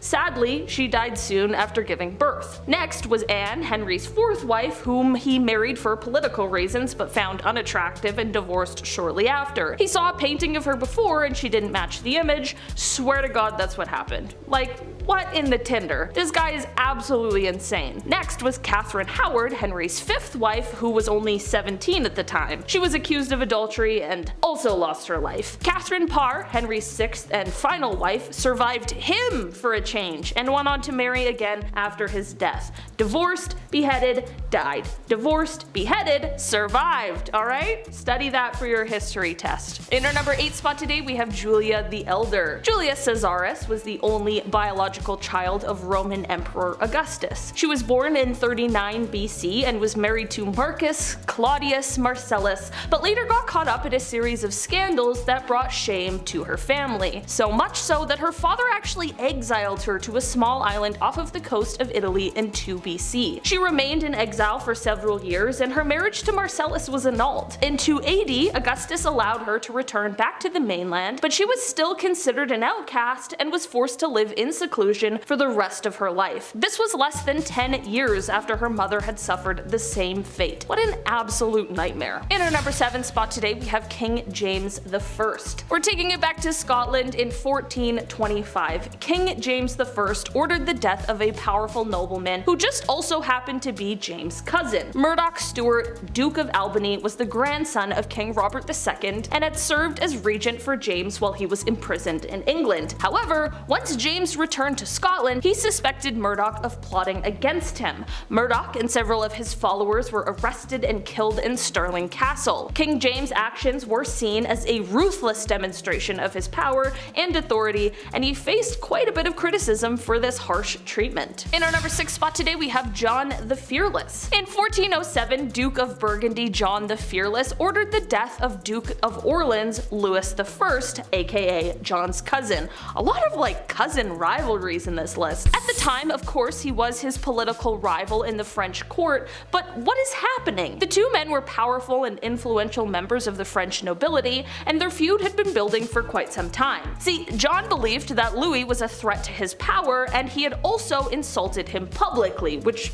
for sure doesn't help the case. Louis was ambushed and killed by a group of armed men in the streets of Paris. John was heavily criticized for his actions, and the incident even went as far as to spark a civil war in France. The conflict lasted for several years and resulted in political instability, and sadly, lots of lives lost in France. Next up is a title that needs no explanation, the Pube Procurer. Yeah, there's always that one creep. This one also happens to be voted England's worst king by a large chunk of the historian community. Says a lot, seeing as his dad was the nutcase who lost America, but maybe we're just throwing stones here. If you haven't guessed already, I'm talking about George IV, notorious for two things: banging and blowing the budget, which started to go hand in hand after a while. On a very short list of decent things you can say about the dude, it's actually unlikely he ever forced himself on someone without consent, which, don't get me wrong, I'm not patting him on the back, that's setting the bar pretty low, but I mean, when a woman refused his advances, the series of events following would be the first 5 stages of grief, then begging, then a tantrum, potentially more begging, sometimes threatening to take his own life in a very dramatic fashion, and then if nothing's worked, offer up money and jewels. Didn't matter if you're a working girl or a potential princess, he's willing to pay up the dough for, you know. Amazingly, despite not being a catch in any way and inflating to the size of the aunt in Harry Potter who floats away, women still agreed to have sweaty time with him, and they say money can't buy happiness. Sure did for Georgie. And P.S. When he died, his brothers found 7,000 envelopes, each with a lock of hair in it, which wasn't always from his mistress's heads, if you know what I mean. Because I love my subtle hints, or even not so subtle, our next is I'm a big fan. Frederick William I, King of Prussia, a tiny man with a big collection. Tall dudes. Maybe he was trying to make up for the fact he was only 5'5", but being 5'2" myself, I can't really see the appeal of walking around next to a flock of people I have to crane my head to look at constantly. So, whatever the reason, he would do absolutely anything to get more tall men, such as buy tall young men from their own custody. Just walk up to everyday dudes on the street, I want to buy you. Apparently he even kidnapped some. Other countries would try and get in his good books by sending tall guys as presents. Babies that came out larger than normal are marked with a red scarf to indicate their future recruits. If there weren't enough tall babies, let's round up the basketball and volleyball players and hop to it, guys. Frederick William literally performed a kind of eugenics, pouring money into making tall people bang in the hopes of producing a tall kid. He didn't like them just to look up at, though. He was creating his own special army regiment known as the Potsdam Giants. The only requirement to be in this group is he had to be over 6 foot, but most of the cases the men were taller than that. Being huge had its advantages because the taller you were, the more you got paid. So what was the point of this very expensive, fashionable armed regiment? Not to go to war, just to cheer up the king. He poured thousands into these men and treated them like they're his favorite toys. He would have them paraded in front of of him, sometimes in his own bedroom when he was sick in bed. Next up is the Lick It and Stick It King. So, the Queen and Prince William are said to be passionate bingo players, and Her Royal Highness used to enjoy drama novels, horse racing, and at her Scottish residence she'd host Scottish dances. Her grandfather George, though, his main hobby was stamp collecting. Starting as a young prince, he continued his collection into the time as a monarch, even through the chaos of World War I. What's unusual about George's hobby was how many stamps he collected over his lifetime. 328 albums of 60 pages each. That's nearly 20,000 pages of stamps. His passion earned him the nickname the King of Philately, which is the proper name for stamp collecting, and I can't tell if I'm saying it right, as literally nobody would know because this may truly be one of the most vacant-brained hobbies imaginable. Anyways, George becomes like a celebrity to other stamp collectors, and he's elected the vice president of their Royal Society of London Stamp Collecting Club in 1893. So in 1905, while he's still a prince, he set the new record for the most amount spent on a stamp, roughly $220,000 US today. A quarter year later, knowing the prince was an active part of the stamp community, asked if he'd heard that some damned fool had paid as much as over 1,400 pounds for one stamp. The prince got that sick moment of getting to turn around and say, yes, I was that damned fool. This one king bought so much dumb crap, it's essentially a grocery list of the obscene. So, Henry VIII, the one who smokes his wives and was full of aggression. We recently did a video on him called the Top 10 King Henry VIII Facts You Never Knew. So, if you're interested in learning more after what I tell you about what he hoarded, maybe go check that out. So, what are some of the things on Henry's stupid purchase list? Purple bagpipes. Although he didn't write Greensleeves, Henry was nevertheless a talented musician and composer and was able to spend a few £1,000s on that bad boy. A personal favorite that I learned was probably the bowling alley.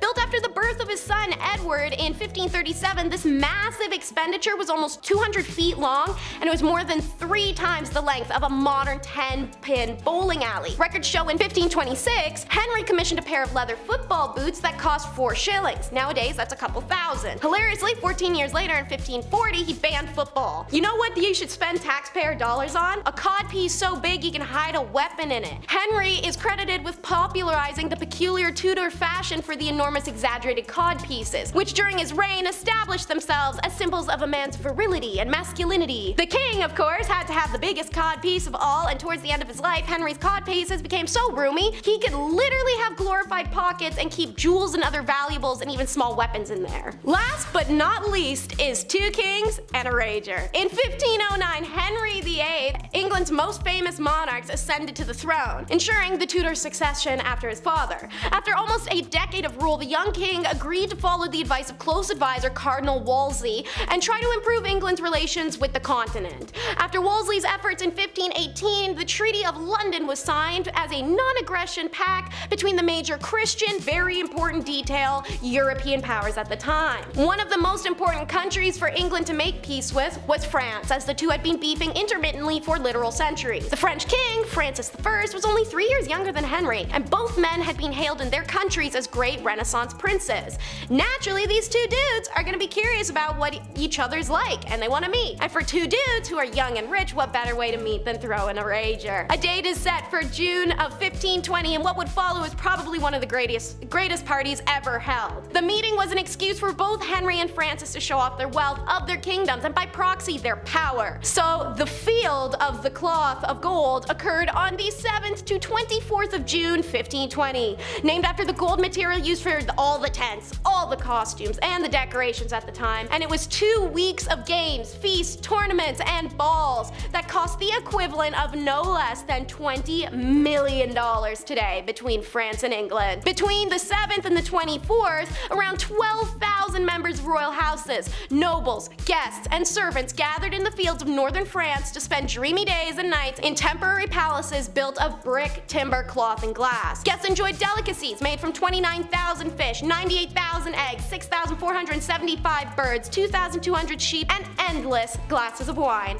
Whilst the celebration preparations were a success. In reality, it did actually little to improve the relation between England and France, and within a few years, the countries were at war once again. Starting off this list, in our number 10 spot we have Nero. For this one we are taking it all the way back to the age of the Roman Empire. When we think back to these times, they weren't necessarily the most kind, peaceful of times, but there certainly are some characters that stand out as being particularly brutal, and one of those is Nero. Throughout his reign, he wreaked havoc on the Roman Empire, he burned cities, he killed thousands of people, including every member of his own family, and I mean, we know the inventive execution methods of the past, so you can probably guess at just how brutal these all were. Most Roman sources give us an almost completely negative review of him in reference to both his personality and his reign as a leader. He was called compulsive and corrupt, and it is believed that he is actually to blame for the great fire that burned Rome, but instead he used the Christians as a scapegoat so that they would receive punishments rather than him. In the end, after being declared a public enemy by the Roman Senate and realizing that the rebellion would be lost, he ended up taking his own life at the age of 30. In our number 9 spot today we have Shoko Asahara. Leader of the Shinriko cult, this person claimed to be the reincarnation of the Hindu god Shiva. He said that he was destined to lead his followers to salvation once the apocalypse came, but then once he lured in followers, he claimed that he could also teach them to levitate and develop telepathic abilities. Seems very legit. Apparently, those who were the most skeptical, he allowed them to drink his bath water. No idea why or what this was supposed to be for, and I wish I could unlearn it, to be honest, but now we all just have to suffer with that information together. The cult continued to grow and drew in influential and wealthy people, and what did he do? Well, he made a science division of this cult, and this is where they studied the microorganisms living in his bathwater. I'm just kidding, it was actually really messed up. The group went on to attack Tokyo in 1994, which took the lives of 7 people. Then in 1995, they released gas into the Tokyo underground, which led to 12 deaths, 50 injured people, and more than 5,000 people with temporary vision problems. In the end, he and 11 of his disciples ended up being arrested and charged, and they were all sentenced to death in 2004. In our number 8 spot today we have Victoriano Alvarez. Clipperton Island was an island that is located in the Pacific, and during the 18th and 19th century, everyone was trying to lay claim to it and rule it. I'm talking about Britain, France, Mexico, and of course, our friend Victoriano. He was actually the lighthouse keeper on the island, and in 1910, when Mexico needed to stop sending vital supplies to the island because they were focused on the rising revolution happening there, most of the inhabitants ended up contracting scurvy, which sadly led to their death. In the end, only Victoriano, a small group of soldiers, and about 12 women and children were left. The soldiers ended up passing away shortly after in an accident, so you know what Mr. Lighthouse did? He threw all but one of the rifles into the sea, loaded the one remaining weapon, and like the worst person he is, he declared himself king of the island. From here, he went on to kill anyone who disagreed with him, and he was also extremely harmful to the women who unfortunately were left on the island. That was until one badass woman named Tirza Randin simply had enough. She found a hammer and, well, the rest is history. In our number 7 spot today we have Richard Nixon. This is perhaps one of the largest scandals and leaks in history, especially in the history of the United States. In the middle of 1972, there were 5 men who were arrested for breaking into and subsequently trying to bug the Democratic National Committee headquarters at the Watergate Hotel complex in Washington, D.C. As the year went on, the 1972 presidential election came closer, and there was an anonymous source who fed information to Washington Post reporters Carl Bernstein and Bob Woodward that, quote, the Watergate bugging incident stemmed from a massive campaign of political spying and sabotage conducted on behalf of President Nixon's re-election and directed by officials of the White House. Despite this information leak and it being reported in the news, Nixon was still re-elected, but he was also under serious investigation. There were a series of Senate hearings, and the Senate even went on to create a special investigative committee. The hearings were broadcast nationwide, and they had witnesses testifying that Nixon had approved plans to cover up administration involvement in the break-in, and that there was a voice-activated taping system in the Oval Office. These hearings captured the attention of Americans everywhere for weeks, and in the end the United States Supreme Court ruled that Nixon had to release these Oval Office tapes to government investigators, which then went on to reveal that he had not only attempted to cover up what went on, but he also later tried to use federal officials to deflect the investigation. Under the threat of an imminent impeachment, Nixon had no choice but to admit his guilt and resign, making him the only president to do so. His successor, Gerald Ford, ended up pardoning him, so he escaped prosecution, but there were 69 other people indicted, with 48 of them later being convicted. Remember that anonymous source who spilled the information in the first place? Well, his identity remained a secret for 33 years until 2005, when former FBI agent Mark Felt revealed himself as the source. This is probably the biggest political scandal in US history, and it revealed corruption beyond what Americans at the time could believe. It truly changed the way that people would look at government leaders forever. In our number 6 spot today, we have Kurt Gödel. The Austrian-American philosopher and mathematician Kurt Gödel lived from 1906 to 1978, and he made quite a name for himself. Being compared to the likes of Aristotle and Einstein, he is best known for his incompleteness theorem, which was a very significant mathematical result. He was obviously very successful and found himself teaching and educating a younger generation, but his personal life is where things got quite dark.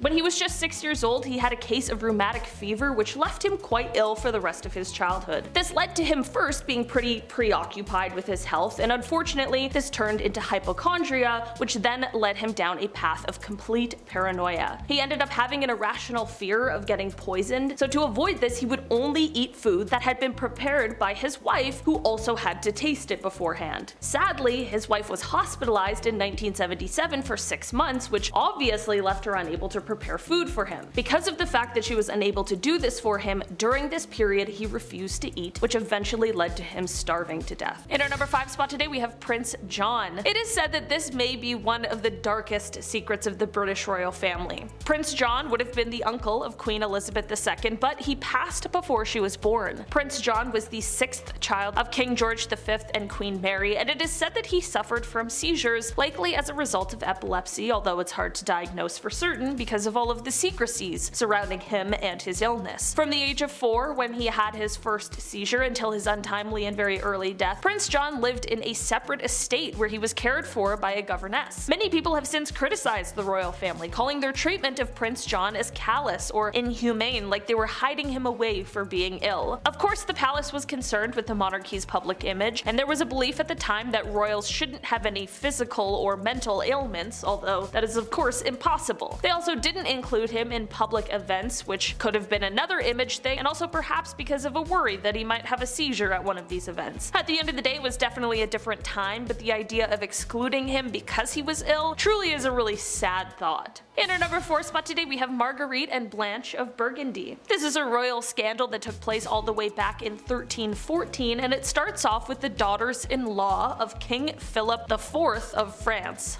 I think that's the 4th. Here's hoping. These young women, Marguerite and Blanche of Burgundy, were accused of having quite a scandalous affair with 2 brothers, Philippe and Gautier. So this already is some hot tea, but apparently when Queen Isabella of England, who is the daughter of King Philip of France, so I guess like sisters-in-law with these ladies, when she heard these stories, apparently she's the one who totally outed their affairs. It was obviously a huge deal, and both of the women admitted to their adultery. This led to them being pretty much erased from public knowledge. They had their hair cut short and they were thrown in a dungeon, and even though Marguerite was meant to be the Queen of France through her marriage, when her husband ascended the throne, she stayed locked in the dungeon until the marriage could be annulled. Little is known about what happened to either of them after this point. However, it is believed that Marguerite passed away in 1315 and Blanche 1326. As for the men in this affair, well, they met quite a gruesome fate that involved the removal of their bits and pieces before their swift execution. In our number 3 spot today, we have the Duggars. Alright, one of the most famous reality TV families, and even before the horrors of this family came to light, they were already a family that had fame due to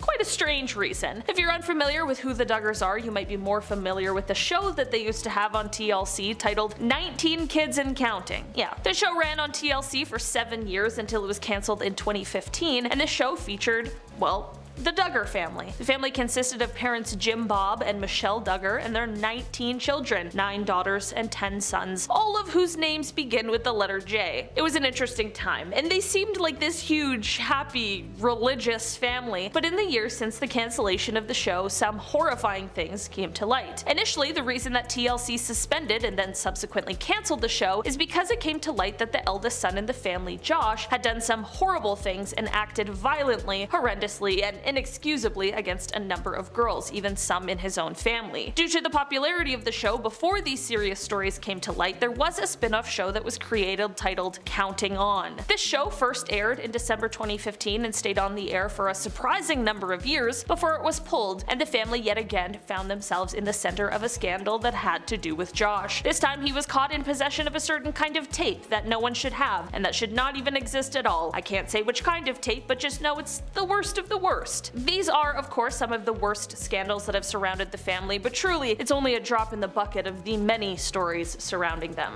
In our number 2 spot today, we have King Juan Carlos. The former King Juan Carlos of Spain, when he first ascended the throne in 1975, was highly looked upon. He was said to be bringing a new age for the country, an age of democracy. His reign lasted for quite a while, but by the time 2014 rolled around, he was forced to abdicate the throne. This was due to a few reasons. Firstly, his public ratings started to plummet after word spread of him being a bit of a womanizer and after an explosive affair, but also because of a lavish elephant hunting trip he took in the middle of an economic collapse. Okay, fair enough, I can see why people were getting their guard up a bit. So the king abdicated the throne in favor of his son Philippe, who sits on it to this day. During this time, however, the scandals in the family weren't only to do with Juan Carlos. In January of 2014, another of his children, his daughter Infanta Cristina, was charged with tax fraud. She has since been acquitted, that happened in 2017, but she was stripped of her title as the Duchess of Palma de Mallorca, and this whole deal had her leaving Spain and moving to Switzerland. The drama doesn't end here, however, because her husband actually was convicted in the case with charges that included embezzlement, fraud, and tax evasion, and he received prison time in 2018. In the end, none of the fraud charges have ever been linked back to the former king, but this entire debacle did cause the former ruler to move out of Spain. With his move came a letter, part of which read, quote, "Guided by the conviction to perform the best service to the Spanish people, their institutions, and you as king, I am communicating my thoughtful decision to move at this time outside of Spain. A decision I make with sadness, but with great serenity.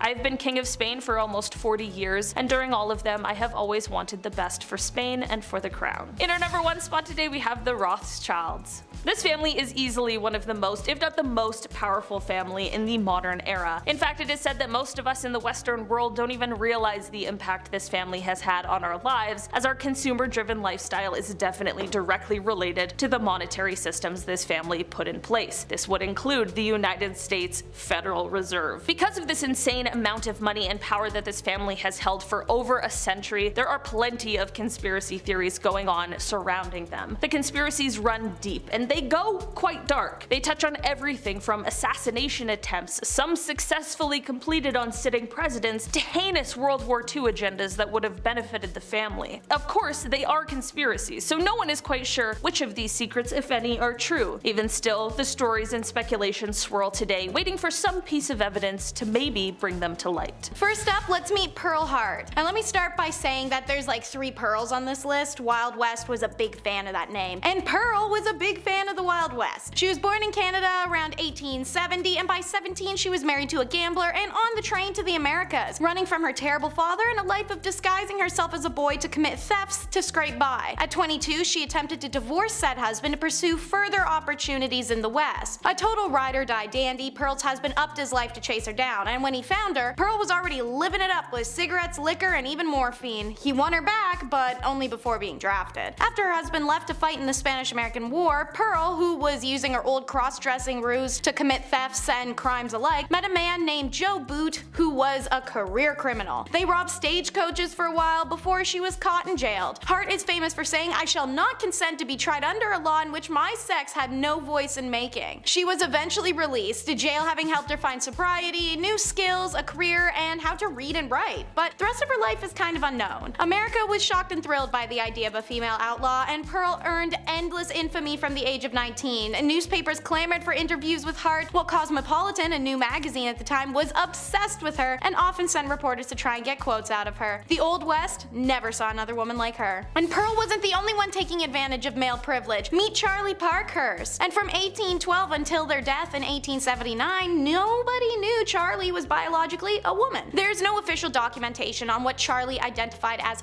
personally. If they felt themselves to be a woman or non-binary or transgender, we'll never know. The story goes that while in the poorhouse as an orphan, Charlie discovered that boys have a great advantage over girls in the battle of life, and they desired to become a boy because of it. But what we do know is that times were rough for ladies in the Wild West, so this crackerjack stagecoach driver decided to live most of their life as a man, driving stages for Wells Fargo and the California Stage Company, pulling cargoes of gold over tight mountain passes and open desert, at constant danger from rattlesnakes and desperados. But Charlie had the balls for it. They're remembered as short and stocky, a hard drinker, cigar smoker, and tobacco chewer who wore an eye patch after being kicked in the left eye by a horse, thus their nickname One-Eyed Charlie. Using their secret identity, Charlie was also a registered voter, and meaning they may have been the first American woman to ever cast a ballot, and nobody knew. After stagecoaching industry began to die due to the railroads, Charlie lived out the rest of their life raising cattle and chickens until their death in 1879. It was then that their true identity was revealed, much to the surprise of their brooding and brutal friends, and then it was documented to the world in newspapers, many of which actually appreciated who they'd been in their secret instead of belittling them in death. I'm sure Charlie would have loved to see that and know that. She's who you'd see in these old Western films. Josephine Sarah Marcus, a smolderingly good-looking actor born in 1861, Marcus ran away to Tombstone, Arizona while touring with a theater group performing Gilbert and Sullivan's HMS Pinafore. She stuck around to marry Sheriff John Banham, but 2 years later when notorious criminal Wyatt Earp showed up, well, her marriage went cold very coincidentally as she got all hot over tall, dark, and handsome Earp. Josephine and Earp fell in genuine love, and she'd supposedly be the reason behind the famous duel at the OK Corral, a 30-second flurry of gunfire involving the Wild West superstars Doc Holliday, the Clayton brothers, and of course, the Earps. He, unlike many, was unbothered and actually more intrigued by her Jewish heritage. The Earps lived an okay life once they settled a bit, moving between mining and oil camps and eventually California to promote a movie about Wyatt Earp's lawman exploits. Unfortunately, Wyatt passes away before this is accomplished, leaving Josephine to battle it out with the studios and writers who take the original biography and turn it upside down. A commercialized depiction of her husband and an unflattering portrayal of her is released called Wyatt Earp Frontier Marshal. It came out in 1931 and fueled 50 years of Wyatt Earp mania, pro and con in print and film. Until she died, Josephine worked hard to have the correct documentation of her beloved life released. She passed away in 1944 and claimed until her dying day that Wyatt Earp was her one and only true love. Here's another one, Pearl de Verre. She is one of the most famous madams in history. This red-haired siren was born in Indiana around 1860 and made her way to Colorado during the Silver Panic of 1893. de Verre told her family she was a dress designer, but in fact rose to fame as the Old Homestead, a luxurious brothel in Cripple Creek, Colorado. The price of a night's stay could cost patrons $250, which at the time was insane, but more so in comparison to how most hotels at the time charged about $3 a night. The building was reportedly equipped with an intercom system and boasted fine carpets, imported furniture and drinks, and chandeliers. As beautiful as she was sharp, the Rose of the Wild Bunch. Daughter to Germanic mother and Native American father, Laura Bullion faced discrimination and inability to fit in right away. But that's okay, she followed her father in the footsteps of career criminal. And while working as an escort in Texas, she becomes involved with Will Carver, who had been her married-in uncle until her aunt's recent demise. Now widowed, Carver took 15-year-old Laura to Utah with him, where he begins working with Butch Cassidy and the Wild Bunch in 1898, as does Laura. Laura Bullion helped the gang by fencing goods and money for them and was known to the group as Della Rose and often called the Rose of the Wild Bunch. Her affections also turned to Bill Kilpatrick, a member of the group, and they became lovers. Having taken part in several train robberies with the Wild Bunch, Kilpatrick and Bullion returned to Texas with William Carver, where Carver was ambushed and killed by lawmen on April 1st of 1901. Bullion and Kilpatrick then fled to St. Louis, Missouri, where they were arrested on November 8th of 1901. Kilpatrick was found guilty of robbery and sentenced to 15 years in prison, while Laura was sentenced to 5. After serving 3.5 of those years, Laura was released from Missouri State Penitentiary at Jefferson City, Missouri on September 19th of 1905 and lived the last years of her life in Memphis, Tennessee, under the name Freda Lincoln, where she was a seamstress and a dressmaker. She passed away on December 2nd, 1961, and is buried in Memphis under a tombstone that reads Freda Bullion Lincoln, Laura Bullion, the Thorny Rose. How about some recent history to remind you these people aren't solely of the past? The Westfield Watcher. Derek and Maria Broadus filed a lawsuit in the Union County, New Jersey, alleging that their home's former owners had failed to warn them about a local individual who calls him or herself the Watcher.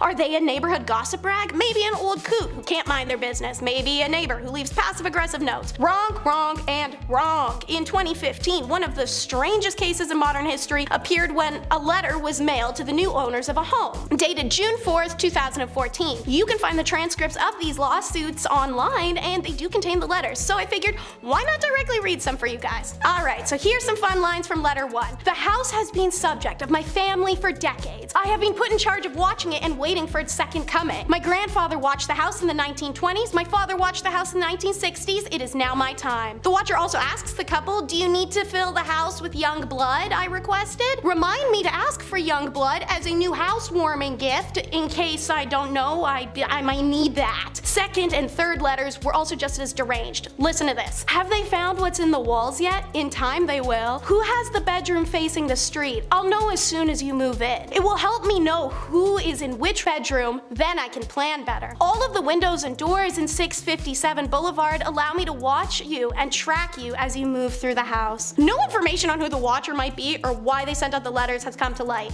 Letters contain implication, however, that this person's lineage once owned and dwelled in this home. The entire Braudius family has vacated the house in fear of their safety, but who will buy it next? Believe it or not, his head is on display in Ripley's, Wisconsin, the vampire of Dusseldorf. Also known as Dusseldorf's monster, Peter Kürten killed at least 9 people in 1929, Dusseldorf, Germany. Alright, so firstly, what made him so difficult to catch was he kept changing MOs. Not to freak you guys out, but historically this works incredibly well for police evasion and is the reason we have so many uncaught, unconnected cases today. Sometimes he used scissors or a hammer or his bare hands. Eventually when he is caught, it's due to a postal mistake. See, Maria was nearly a strangulation victim of Kürten's on May 14, 1930. She didn't report the police, but she wrote about it in a letter to a friend, and the letter she addressed incorrectly. Because of the incorrect address, a clerk at the post office opened it, read it, went, what the hell, and forwarded it to the police, who then found and interviewed Maria and said, yo girl, we got something we need to talk about. She said the reason Kürten had let her go is she told him she couldn't remember his address where he'd taken her before taking her to the woods. Yeah, no, she remembered it just fine, to the point she said, grab your coats boys, let's go for a little walk. Kürten was arrested and found guilty of 9 killings and 7 attempted. He was executed by guillotine on July 2nd, 1931. Then weirdly, his head is dissected and mummified and now displayed at Ripley's, believe it or not, in Wisconsin. If you're kosher like me, you have to worry about what's in your food. But for those who ate at Carl Grossman's cart, they really had to wonder, what's in a hot dog? The last name Grossman really suited him because even before he rented his greasy slum house in the 1920s Berlin, Grossman was packing a rep sheet of some seriously wonky criminal charges. And apparently, despite that, no red flags went off when tenants heard endless screaming echoing from his apartment, or when his highly unusual amount of female visitors would literally never leave. Suspicions literally weren't even raised until more than 20 bodies were discovered in a nearby waterway. Then police declared they had a serious on the loose. Wow, shocking. Authorities were finally alerted the next time the screaming started in Grossman's rooms, and in August 1921, they burst in to find him standing over the bound body of a woman he had just killed, horror movie style. He was suspected of at least 23 other slayings, but took his own life on July 5th, 1922 before he could be executed. Grossman was given the title the Butcher of Berlin as a result of bizarre rumors surrounding his crime. See, our boy Grossman spent a lot of time in Berlin's Sicilian train station, which is where he picked up many of the women he would take back to his apartment to victimize, women whose bodies were never found. He also sold hot dogs to hungry travelers at the very same station, with a copious supply of them to boot, despite the food and especially meat shortages in Berlin at the time. So ladies and gentlemen,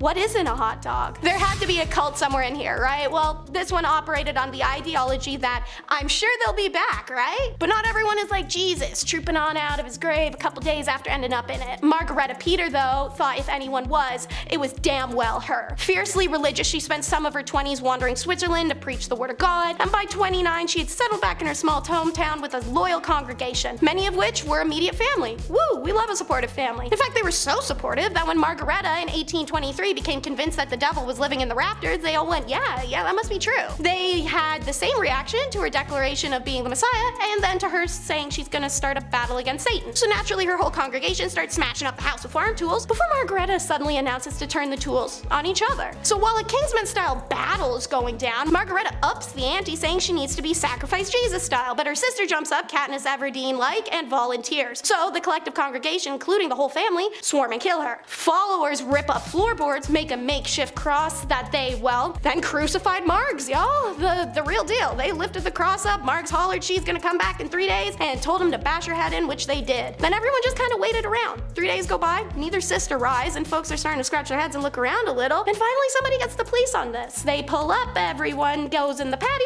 wagon, and off to jail. And now for the kiss goodnight. Lonely heart killers. They lure victims in via personal ads in the newspapers, which is an archaic ass sentence to say, but hey, one less way to die nowadays with newspapers going out of style. But Tinder did replace it, I guess. Bella Kiss spent some of the early years of the 1900s corresponding with women he connected with through ads in the newspaper. Yes, they had personal ads back then, but whatever. The women never seemed to stick around for long though. In 1914, Kiss was conscripted and went off to fight in the First World War, leaving behind his home, shed, a lovely little garden, a neatly trimmed lawn, and a collection of large metal drums on the property which he told neighbors contained gasoline. During the summer of 1916, Kiss was still away and some soldiers had approached the constable of Kinkota, which is where Kiss lived, inquiring about emergency fuel. Well, the constable remembers his homeboy Kiss has these big ass barrels and he could definitely spare some for his fellow soldiers. However, when one of the drums was open, there was no gasoline found in it. Instead, there was a human body. And in the next drum. And in the next drum. By the time they do a full search of Kiss's property, 24 bodies had been found, and Kiss, however, never was. Attempts to locate him were fruitless. The closest authorities ever came was in October of 1916, when a letter led them to a Serbian hospital in which Kiss had been allegedly recuperating from a battlefield injury. They scramble themselves over there like the Scooby-Doo gang, but by the time they arrived, he was already gone, having placed the body of a dead soldier in his bed instead. And we still don't know where he went. So, the first one is 800 dogs. Yeah, that's it. That's it. This man right here, 800 dogs. Why? Maybe he wanted to star in his own remake of Air Buddy franchise, but with a Bollywood twist. I'm not sure. I'm not him. I don't know. And who is he? The Maharaja of Junagadh, Muhammad Mahabat Khan III. Now that is a name. Alright, so that title in Sanskrit means great ruler, but I think last ruler is a little bit more accurate, because that's exactly what Muhammad was before his negligence in decision making during the Indian independence of August 1947 put him out of job. He screws up spectacularly, chooses that Junagadh should accede to Pakistan, and quite literally gets ran the hell out of Junagadh by Indian government. He lives out the rest of his life in exile, but enough about the man, let's hear about the dog. So, as mentioned, 800 is a real guaranteed number, but varying accounts actually say he may have owned as many as 2,000 dogs in one time period. Each dog had its own personal room in the palace, fitted with furnishings, their own servant, and of course phones, so that the dogs can call each other. I don't know. Dog died, state of mourning's declared. 2 dogs bang one out, now there's a new litter of puppies. Gotta make sure they're married, so it's not bastard puppies. This man reportedly spent 20 lakh, aka 2 million, on a dog wedding, and proclaimed it a state holiday. He's done the same for their birthdays as well. This next story can be abbreviated simply to the PPVRM. What's that stand for? Pepe, the Pygmy, and the Very Rich Man. Harkov was one of history's earliest explorers, 4,000 years ago in the 23rd century BC. He made his living wandering out into uncharted lands. But on his 4th expedition into the unknown, the Pharaoh's scribe had messaged him to drop everything and return at once. Harkov had sent a letter to the king some time ago describing a friendly pygmy clan Harkov had encountered. The pharaoh at the time, Pepe II, who was an 8-year-old nightmare child, who'd you know, happened to be obsessed with pygmies, and quickly wrote back. You said in this letter of yours that you have brought a pygmy of divine dances from the land of the horizon dwellers. Hurry and bring that pygmy you have brought alive, happy, and well, for the divine dances to gladden the heart, to delight the heart of the king. Such was life under the rule of an 8-year-old, so Harkov returned to Egypt, pygmy in tow. But all of the letters from the pharaohs, this letter from Pepe meant a great deal to Harkov. He literally had it engraved on the walls of his tomb. This was a dude who discovered the lands around Egypt far and wide, served many pharaohs, and even single-handedly talked a kingdom out of war. So why so gassed over delivering a petite person to a child? Pepe loaded Harkov up, that's why. Homeboy spent the rest of his life as an incredibly wealthy and powerful man through that payment. After a lifetime of discovering distant kingdoms, opening trade routes, and bringing back exotic discoveries, Harkov finally made his fortune just by entertaining a child. I would have been grinning ear to ear too, dude. This story is a Bumblebee classic because this king is a pure kook. Next up is a literal Disney castle. What Ludwig II really loved was castles. Sure, he already had a bunch, but he wanted more, and he wanted them to look like they just came out of fairy tale pop-up books. So much so, he didn't actually hire real architects. On more than one occasion, castles were literally designed by an opera set designer, ripping Ludwig off for being such a nitwit fanboy. One was supposed to be a replica of Versailles, another was a weird combination of styles, and one was set up atop a mountain. Neuschwanstein, Ludwig's most expensive project that's drained the Bavarian government's banks into the negatives. This castle is unbelievable though. Ludwig probably would have been thrilled to learn his fairy tale goal was achieved, as the castle became the basis for Sleeping Beauty's castle in the Disneyland parks and the inspiration for the castle in Disney's 1950 Cinderella movie. However, foreign banks threatened to seize this property in 1885, but he refused. In retaliation, the government doctored medical documents that would declare him insane and forced his removal from the throne. The private king was then found dead just weeks after moving into said new castle in 1886, floating inexplicably in the lake. Homeboy is barely cold and in the ground before the government starts trying to make a profit off of the debt-incurring castle. 7 weeks following Ludwig's mysterious death, Neuschwanstein is open to the public and remains one of the most visited castles in Germany and one of the most popular tourist and luxury hotel destinations in Europe. This next king's anthem must have been Avril Lavigne's Here's to Never growing up. King Farouk, the last king of Egypt, was so immature his mother hoped that becoming king would help him grow up. Obviously it didn't, because country rule and wealth aren't something you give immature people if you want them to change. It just gives the dude arrested development and a whole lot of power. His reign was dominated by corruption scandals, his people were impoverished, and his court was brimming with wealth. So the Egyptian army eventually intervened, driving him out in 1952. Then the process of clearing out his possessions began. Thousands of silk shirts, an entire fleet of Cadillacs, 50 diamond-studded golden walking sticks. Farouk collected an absurd amount of French Baroque-style furniture, and his coin collection was one of the grandest in the world, consisting of over 8,500 coins, some of which, like the 1993 $20 gold double eagle, and all 5 known examples of the 1913 Liberty head nickel, would be worth millions today, and they were then too. He once decided he wasn't a fan of the railway station he used twice a year and had the old one demolished and built a new one for millions of dollars. And what was most shocking to people at the time was his extensive adult entertainment collection. At the time, the largest adult entertainment collection in the world, worth over $1 million.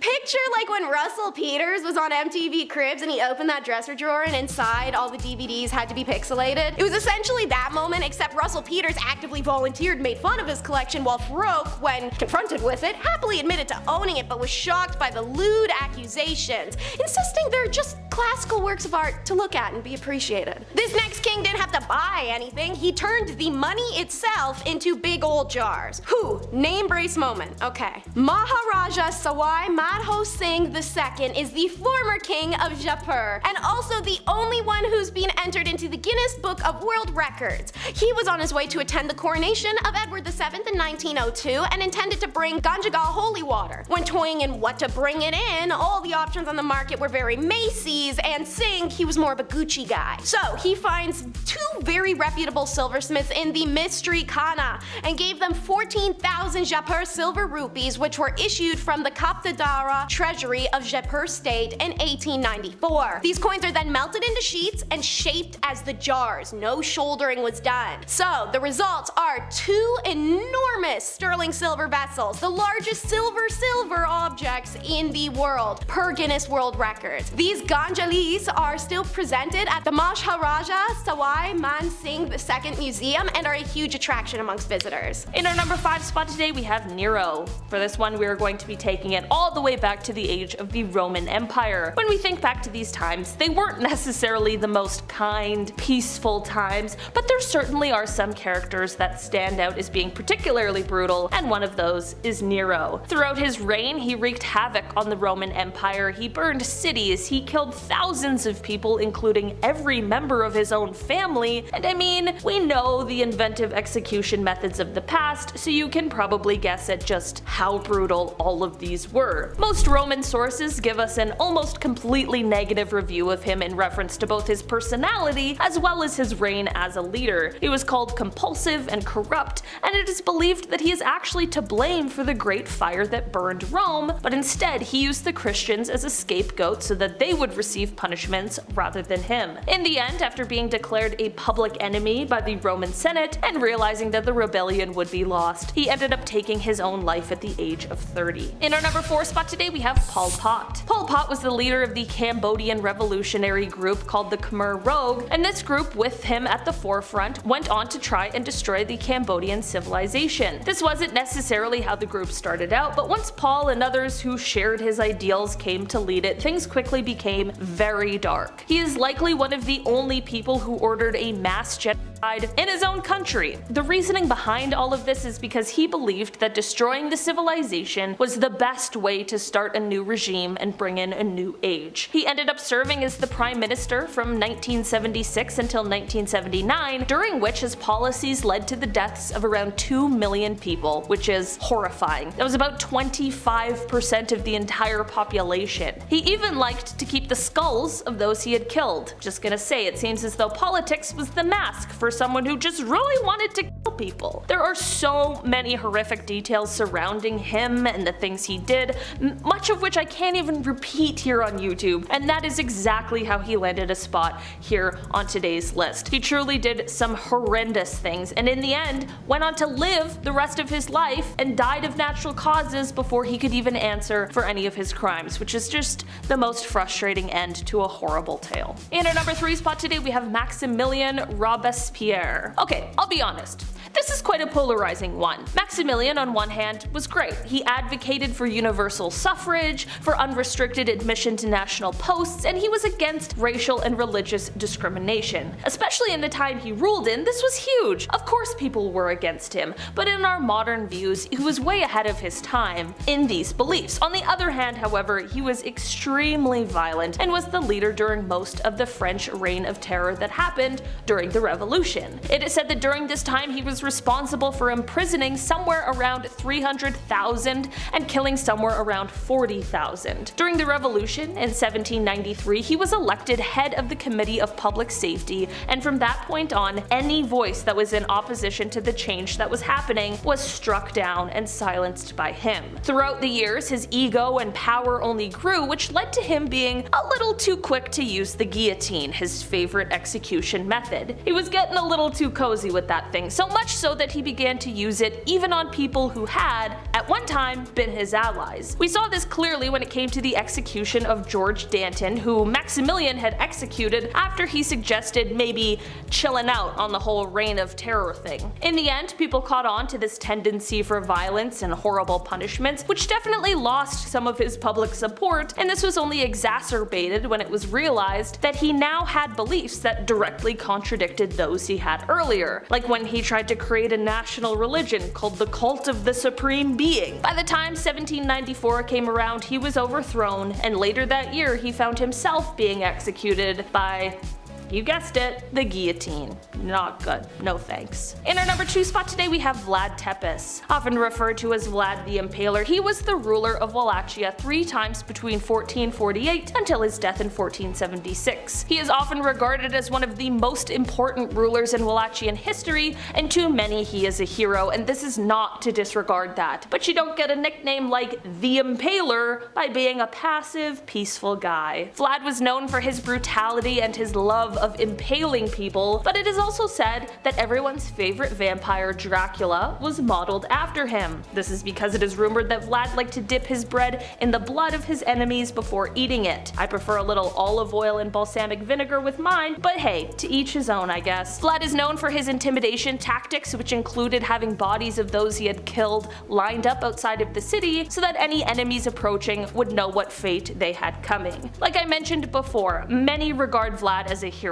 I mean, it is abundantly clear that he fought as hard as he could to protect Romania and Bulgaria from the Ottomans, but that doesn't mean that the horrific things he did have been forgotten either. Vlad definitely left quite the legacy behind when he was killed in 1476. In our number 1 spot today, we have Joseph Stalin. Stalin was a Georgian revolutionary and Soviet political leader who governed the Soviet Union from 1922 until his death in 1953. Despite the fact that he started his time governing the country as a part of a collective leadership dictatorship. By the 1930s, he had consolidated all of the power and went on to begin acting as the Soviet Union's dictator. During his reign, Stalin was responsible for the deaths of over 60 million people, 20 million of them being his own. Apparently the math works out to about 40,000 people per week, which is just unbelievable. For almost 30 years he reigned the Soviet Union with terror and violence. I mean, his decisions led to a famine that killed millions of people. Also, the lives he took weren't just of his enemies. I mean, how could one person have 60 million enemies? He would take the lives of families of people he liked. He just took too many lives, was too paranoid, and while he was powerful and smart, he could also be an absolute monster. This is all perfectly summed up when he said, quote, "One death is a tragedy, a million deaths is simply a statistic."